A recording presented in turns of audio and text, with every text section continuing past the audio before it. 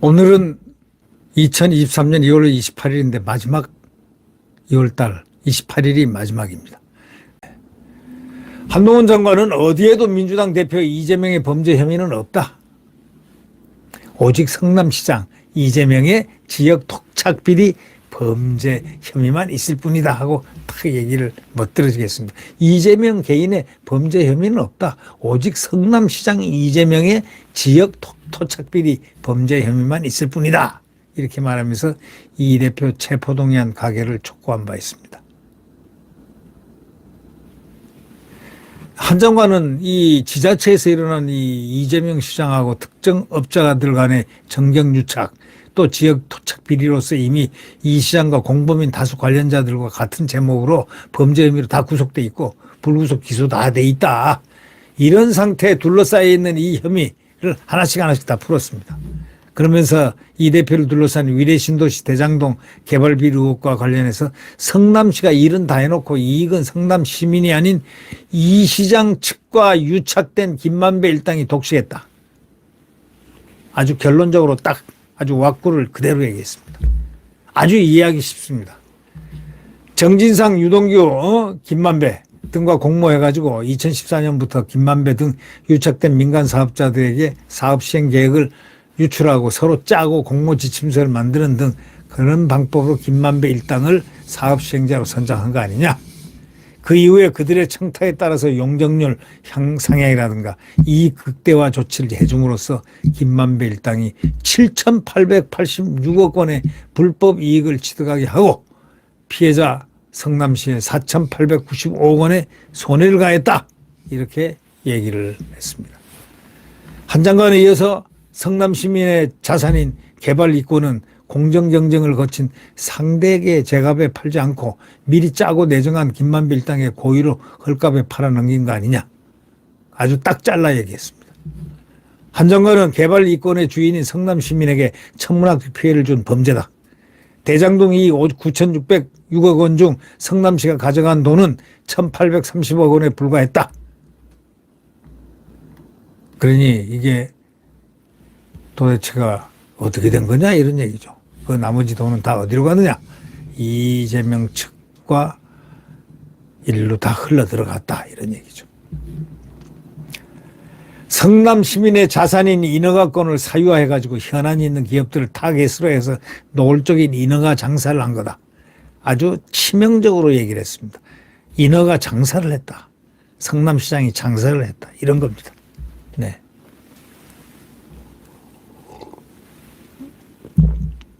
한 장관은 또 이 대표가 받는 그 성남FC 뇌물범죄 혐의와 관련해서도 이 시장이 성남 시민의 자산인 인허가권을 사유화해가지고 현안에 있는 기업들 타깃으로 하나씩 주면서 한 건 해결되면 한 건 받고 하는 이런 돈도 받았다 이거죠. 아주 단계적인 돈도 받았다 이런 얘기입니다. 두산건설은 용도 변경과 용적률 상향, 네이버는 구체적으로 다 적시했습니다. 네이버는 건축 인허가, 용적률 상향, 진출입로 변경, 차병원 그룹은 부지 매각, 용도 변경, 용적률 상향, 푸른 위례는 분양가 심의, 아파트 준공 승인 등이 거래 대상이었다는 거예요. 이야, 이 거래로 얼마만한 거액이 움직였을까요? 이 시장이 실제로 다 들어줬다는 겁니다. 그 대가가 바로 133억 원이 넘는 현금 뇌물이라는 겁니다. 현금 뇌물. 133억 원이 넘는 현금 뇌물. 그는 이어서 이 시장 측으로부터 현안 해결을 대가로 거액을 요구받고 성남FC에 돈을 지급할 시기와 액수를 노골적으로 흥정하는 상황이 그대로 기재된 성남시와 기업체 간의 각종 소위 보고 문건들이 전부 다 이메일이 전부 존재해가지고 그게 딱 증거가 돼 있다 이런 얘기입니다. 거짓말 하지 마라 이런 얘기입니다. 딱 증거를 잡고 있다 이런 얘기입니다. 한 장관은 이재명한테 이렇게 얘기했습니다. 이제 와가지고 자기만 몰랐다고 할 수도 없지 않냐 하고 탁 꼬집었습니다. 네. 2013년 네이버와 정진상의 회의록에는 이 시장이 성남FC 재정 문제를 고민 중이고 네이버가 직접 성남FC를 후원하는 것을 부담스러워한다는 것을 이 시장이 알고 있다는 내용과 또 성남시장 임기 내 연 20억 원씩 3년간 이렇게 딱딱딱딱 잘라가지고 줄 것을 네이버에 요구하는 내용까지 완전히 분할하는 거죠. 그냥 할부로 그냥. 예? 이게 이런 내용까지 담긴 게 있었다니 뭐 빼도 박도 못하는 증거 아니겠습니까? 그런데 뭘 빼겠습니까? 후불제 할부식 뇌물 지급의 구체적 계획도 다 드러나 있다는데. 예. 예. 이 수사가 한두 명의 입에 의존해서 한 게 아니다. 이게 여러 번 국민이 다 지켜보고 있었다. 이런 얘기입니다. 아울러 한 장관은 이 사건은 관련자가 아주 많다는 게 특징이고 한두 명 입에 의존하는 수사가 아니라는 점 이걸 말씀드린다. 이렇게 확실하게 얘기했습니다. 한두 명이 입에서 나온 거 가지고 수사를 한 거 아니다. 여러 명에서 나온 공통점을 갖고 수사를 진행했다. 이런 얘기입니다. 한 장관이 또 이런 얘기를 했습니다. 이게 상당히 놀라운 얘기죠. 핵심 관련자들은 자신의 불이익, 형사처벌을 감수한 채로 진술하고 있다는 거죠. 유동규, 남욱 등 업자들뿐만 아니라 네이버, 두산 등 기업 관련자들도 자신들이 이걸 말하면 처벌되는데도 불구하고 그냥 딱 까버리는 겁니다. 왜?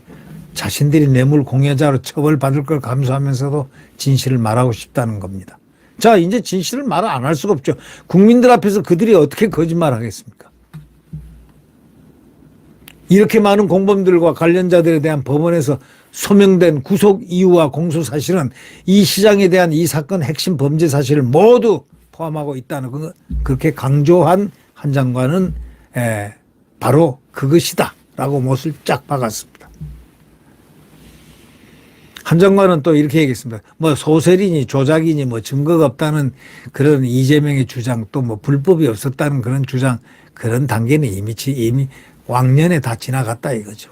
유력 정치인이기 때문에 도망갈 염려가 없다는 주장대로라면 이 나라 사회적 유력자 뭐 대통령도 두 분이나 감옥 갔다 왔지 않습니까?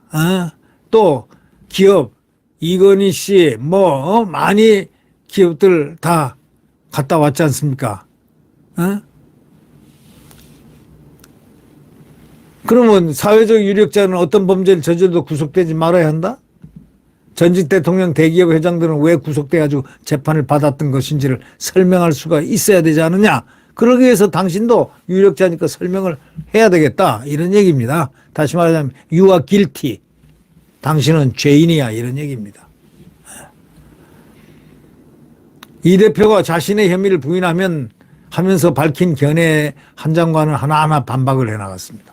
한 장관은 마지막으로 이번 체포동의안은 다른 국민들하고 똑같이 법원 심사를 받게 한다.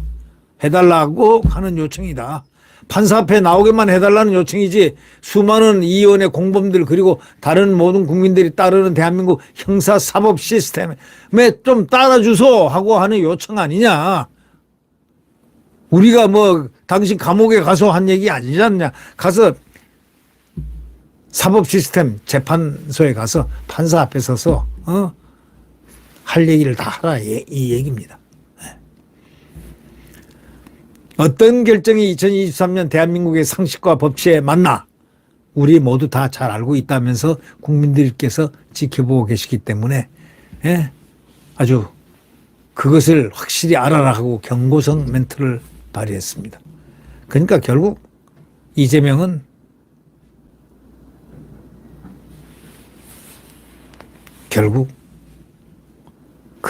그가 죄를 졌다면 죄의 값을 받아야 된다는 이런 논리입니다.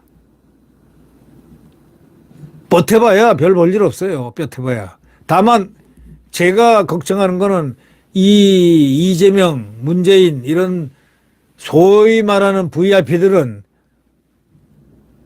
상당히 신변 보호를 잘 해줘야 될 것 같다. 왜냐?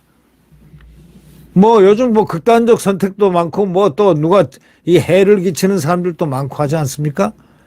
그런데서 이 두 분은 VIP들이기 때문에 많이 신변을 보호해 줘야 될 거다. 적극적으로 보호해 줘야 될 거다. 뭐 그렇게 생각합니다.